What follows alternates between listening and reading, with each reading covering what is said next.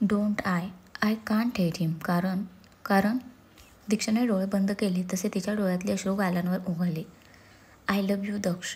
दीक्षा कसंबसं स्वतःकडे पाहत म्हणाली आणि तिचा बांध फुटला. आता पुढे हिरण्या पार्टीवरून घरी आली आणि तिने तिच्या कीने दार उघडलं. घरात अंधार होता. तिने भराभर लाईट्स ऑन केली. दिशा तिने हात मारली पण काहीच रिस्पॉन्स आला नाही.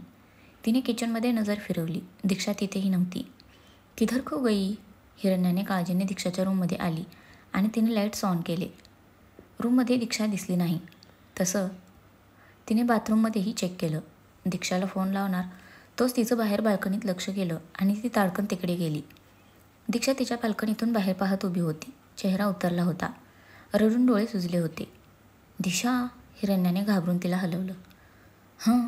दीक्षाने दचकून तिच्याकडे पाहिलं. असं का उभं आहे तू. व्हाय आर यू क्राईंग. काय झालं. हिरण्याने काळजीने तिच्याकडे पाहिलं आणि दीक्षाला परत रडू आलं. तिने हिरण्याला मिठी मारली. अय्यो नुवो ఎందుకు रडताना कसाला रडतं तू. हे हम काय करलं का तुला. हां यू हॅड कम विथ हिम ना. तुम्ही झगरलं काय. हिरण्याने एकावर एक प्रश्न विचारायला सुरुवात केली. हिरा. दीक्षा फक्त एवढंच म्हणू शकली. तसं हिरण्याने तिला दूर केलं. तू चल आत. बैठ करके बता. हिरण्या तिला आत घेऊन आली आणि पाणी दिलं. दीक्षा जराशी शांत झाली. Okay now.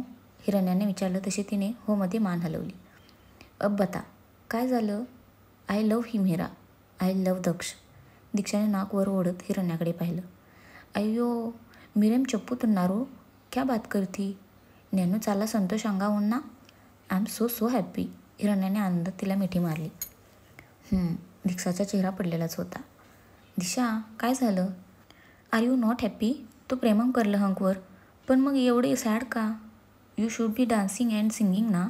You got the love of your life. पडकं चेहरा घेऊन काय बसलं तू. हिरण्याने नकळून विचारलं. कारण भांडले मी त्याच्याशी. वाटेल तसं बोलले मी त्याला आणि तो निघून गेला हिरा. तो उद्या मुंबईला जातोय. मला खूप गिल्टी वाटते गं. तुला माहिती आहे जेव्हा आम्ही सोबत होतो ना तेव्हा त्याचं आसपास असणं आवडायचं मला. म्हणजे तेव्हाही मुद्दाम त्याला छळायचे मी. त्याच्याशी भांडायचे. त्याला 1000 नावं दिली असतील मी आत्तापर्यंत. तोही तितकाच छळायचा मला. हिसाब बराबर म्हणत. दीक्षाला त्याची लुटपुटची भांडणं आठवून हसू आलं. हां सो स्वीट. हिरण्या दोन्ही गालांवर हात ठेवून म्हणाली. पण दीक्षा बोलता बोलता थांबली. पण काय दिशा. हिरण्या सिरियस होऊन त्याच्याकडे पाहायला लागली. हिरा भले कारण काहीही असो गैरसमज किंवा रिव्हेंज. त्याने ज्या पद्धतीने लग्न केलं होतं माझ्याशी त्यानंतर त्याच्याविषयी राग होता माझ्या मनात. त्याच्यामुळे मी माझ्या फॅमिलीपासून दुरावले होते. दिवीच्या जाण्याचं सत्य समोर आलं आणि त्याला त्याची चूक समजली. त्याने माफी मागितली. त्याला पश्चाताप झाला हे कळत होतं मला. पण मन मानायला तयार नव्हतं Hira. I couldn't forgive him even though I wanted to. सगळं कळत होतं. त्याची चूक होती आणि नव्हतीही. पण बुद्धी मात्र साथ देत नव्हती. त्यातच त्याने प्रपोज केलं आणि परत एकदा मन आणि बुद्धी याच्या द्वंद्वात अडकली मी. मन सांगत होतं कुठेतरी तुलाही तो आवडतोय. पण बुद्धीला ते पटत नव्हतं. शेवटी प्रेमावर राग हावी झाला आणि मी त्याला सोडून इकडे आली. आमचा डिवोर्स झाला आणि मला वाटलं अगदी योग्य केलं मी त्याच्यापासून दूर जाऊन. पण दीक्षाने डोळे बंद केले. त्याला नाही दूर करू शकले. खूप समजवायचे स्वतःला. रागराग करायची. वाटायचं आता तरी त्याची आठवण येणार नाही. But no Hira. नो. तो सतत छळायचा मला. त्याचे विचार त्याच्या आठवणी नाही विसरू शकले मी त्याला. खूपदा वाटायचं जावं परत आणि सांगावं त्याला की बाबा रे माझंही प्रेम आहे तुझ्यावर. पण इगो आड यायचा. त्याच्यापासून दूर जाण्याचा मूर्खपणा माझाच होता ना. त्या दिवशी तो समोर आला आणि परत सगळा गोंधळ उडाला. काय चूक काय बरोबर काहीच कळेना. त्यात ती सावनीही तिकडे आली. पुढचं तर तुला माहिती आहे हिरा. पण आज खूप वाईट वागले गं मी त्याच्याशी. खूप राग आला होता मला. असं वाटलं तो दूर जातोय की काय आणि मग आय जस्ट लॉस्ट इट. दीक्षाने डोक्याला हात लावला. दिशा आय कॅन अंडरस्टँड. बघ तुम्ही दोघं चुकलं. थोडं ते चुकलं थोडं तू चुकलं. But at last you realised that you love him. ते अजून पण प्रेमम करलं तुझंवर. Now it's your turn. तू त्याला प्रूव्ह करून दे तुझं प्रेमम. Go and get him. हिरण्या तिला बूस्ट करत म्हणाली. तो खूप रागात गेला आहे हिरा. त्याचा राग मला माहिती आहे. तो काहीच ऐकणार नाही आता. दीक्षा हताशपणे म्हणाली. हो सेड आता जा म्हणान. सी मीरू अत्तानी प्रेमिस्तन्नारू. तू प्रेमम करलं त्याच्यावर. But you can't just go and say sorry and he will accept you no. तुला मेहनत करायला लागल. ते कसं करचं ते you decide. But don't lose him Disha. You two look great together. ओक संख्य जाता नंबर 1 जोडी. हिरण्या हसत म्हणाली. I no right. दीक्षा डोळे मिचकावत म्हणाली. थँक्स यार हिरा. तिने हिरण्याला मिठी मारली. Thanks Q. हिरण्या भोवया उंचावत म्हणाली.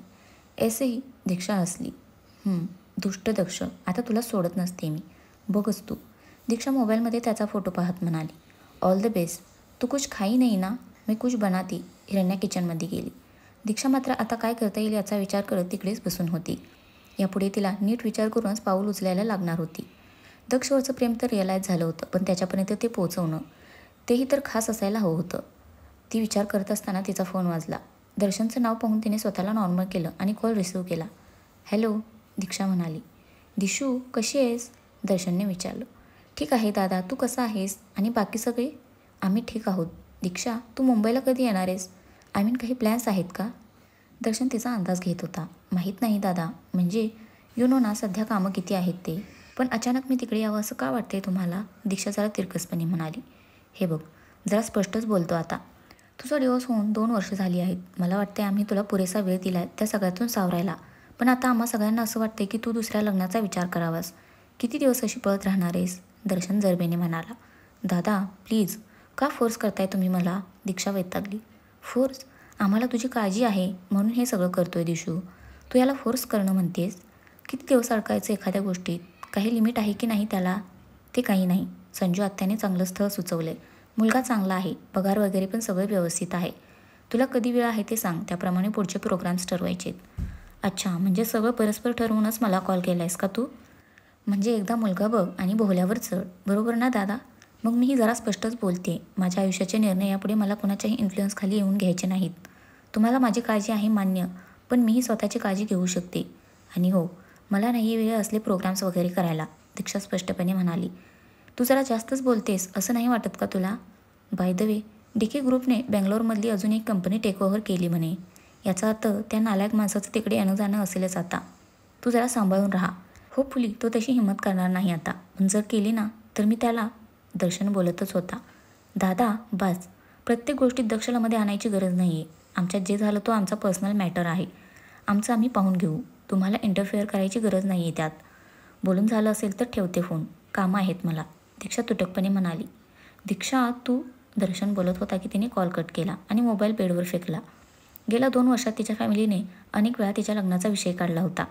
हे होणार याची कल्पना होती म्हणूनच दीक्षा बेंगलोरला आली होती. पण तरीही मध्ये मध्ये हा विषय निघायचाच. आपलीच फॅमिली आपल्याला समजून घेत नाही या गोष्टीचं दीक्षाला वाईट वाटायचं, रागही यायचा. पण या ना त्या कारणाने ती त्यांना उडवून लावायची. पण आता मात्र जरा जास्तच प्रेशर यायला लागलं होतं त्यांच्याकडून. आता मात्र काहीतरी ठोस करायलाच हवं होतं.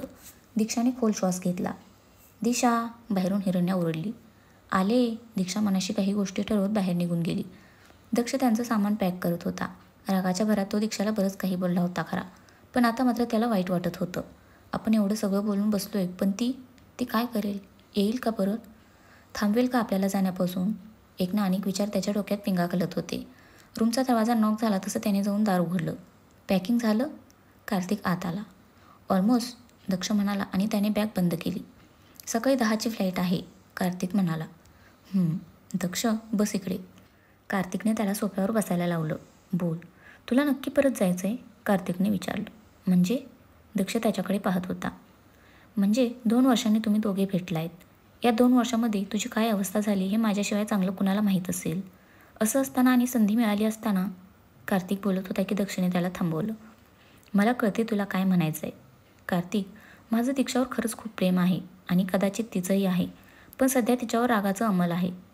ज्या दीक्षाला मी ओळखतो तिला या सगळ्यातून बाहेर येऊन विचार करायला वेळ द्यावा लागेल, दक्ष म्हणाला. मग आता काय ठरवलेस? कार्तिकने विचारलं. काय ठरवलेस म्हणजे? जे जसं आहे तसं सुरू ठेवायचं. कार्तिक, मी तिच्याशी भांडलो म्हणजे मी होप्स सोडल्या वगैरे असं अजिबात नाही हां. मला माहिती आहे ज्या दिवशी तिला रिअलाईज होईल ना त्यानंतर ती जीवतोड प्रयत्न करणार. आणि राहिला प्रश्न आज जे झालं त्याचा, तर आज ती माझ्याशी नाही तर स्वतःशीच भांडत होती, दक्ष हलकं हसत म्हणाला. म्हणजे? कार्तिकने नकळून विचारलं. कार्तिक, त्या दिवशी जेव्हा ती मॉलमध्ये माझ्यासमोर आली ना, तिची एक्सप्रेशन्स खूप काही सांगून गेली. तिच्या चेहऱ्यावरून स्पष्ट कळत होतं तीही या 2 वर्षात काही सुखी नव्हती. तिच्या मनातल्या भावना तिच्या डोळ्यात दिसत होत्या. त्यानंतर सावनीला पाहून तिची होणारी जळजळ ही मला कळत होती. माझं दुसऱ्या कुठल्याही मुलीला जवळ करणं तिला आवडत नाही हे तिचा चेहरा सांगत होता. पण 2 वर्षापूर्वी जे काही झालं त्याचा एवढा पगडा आहे तिच्या मनावर की ती अजूनही सारासार विचार करू शकत नाही आहे. त्यामुळे मग ही अशी चिडचिड करते, आदळआपट करते आणि स्वतःलाच त्रास करून घेते. वेडी आहे ती कार्तिक, माझी वेडी, दक्ष हसला. तसा कार्तिकही हलकं हसला. वेडे तर तुम्ही दोघेही आहात. बरं असो, मग आता काय करायचं प्लॅन आहे? प्लॅन काय? जायचं मुंबईला परत ठरल्याप्रमाणे. दक्षने खांदे उडवले.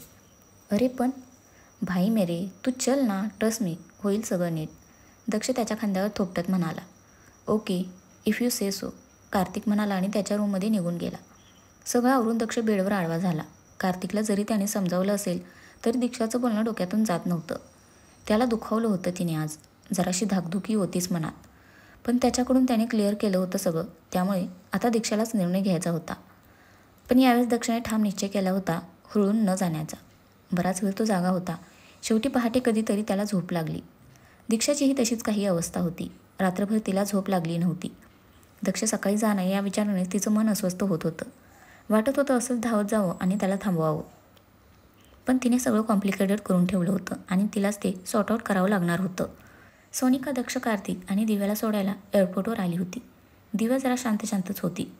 रात्री तिने खोदून विचारल्यावर दक्षने तिला त्यांच्या भांडणाविषयी सांगितलं होतं. त्यानंतर तिचाही मूड ऑफ झाला होता. काही झालं तरी तिची लाडकी वहिनी होती दीक्षा. दक्षसोबत अजून कोणाला इमॅजिन केलं नव्हतं तिने कधीच. बाप्पाची प्रार्थना करून दिव्याने त्यांना एकत्र आण म्हणून साकडं घातलं होतं. कार्तिक, इकडची काळजी करू नकोस. I will handle everything, Sonika म्हणाली. आय नो स्वीटी, पण या दोघांचं जरा टेन्शन येते. दक्ष किती खुश झाला होता त्या दिवशी आणि आज बघ, मेकॅनिकली सगळं करतोय. कार्तिक ट्रॉलीवर बॅग्स ठेवणाऱ्या दक्षकडे पाहत म्हणाला. एक सांगू का कार्तिक, मला ना सारखं असं वाटतंय की यापुढे सगळं नीट होणार आहे. दीक्षा नक्की दक्षवरचं प्रेम कबूल करेल बघ, आणि ती वेळ लवकरच येईल, सोनिका त्याचा हातात घेत म्हणाली. तसंच हो, चल येऊ मी.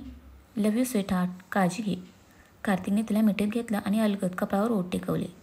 लव्ह यू टू कार्तिक, लवकर ये, सोनिकाने त्याच्या गालावर थोपटत सांगितलं.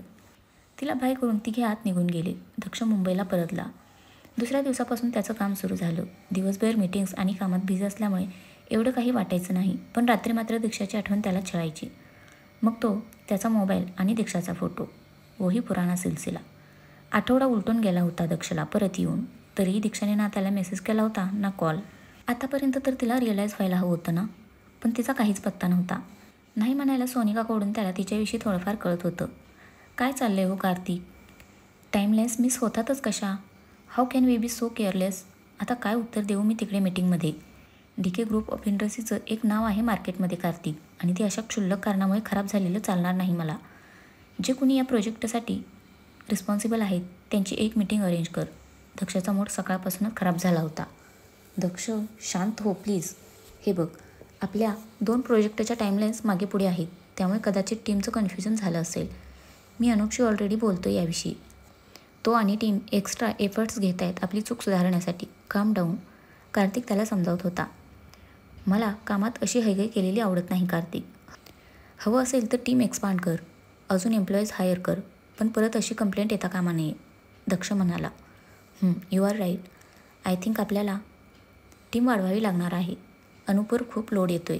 आय सजेस्ट आपण प्रोजेक्ट मॅनेजरच्या पोस्टसाठी कॅन्डिडेट्स पाहूया. तुला काय वाटतंय? कार्तिकने सजेस्ट केलं. Good idea. लगेच HR डिपार्टमेंटशी बोलून घे. I don't want to take chances, Daksh म्हणाला. ओके. दक्ष, मावशीचा फोन आलेला. तू कधी येतोयस विचारत होती. घरी कुणीतरी येणारे म्हणत होती, कार्तिक म्हणाला. तिचे एक काय चालले कळतच नाही कार्तिक. 1000 वेळा सांगितले मी दीक्षा सोडून दुसऱ्या मुलीचा विचारही करणार नाही, तरीही माझ्या अप्रोक्ष काही ना काही सुरूच असतं. त्यातलंच कुणीतरी असेल. I am sure. I am fed up यार कार्तिक. आज काय तो सोक्षमोक्ष लावूनच टाकतो.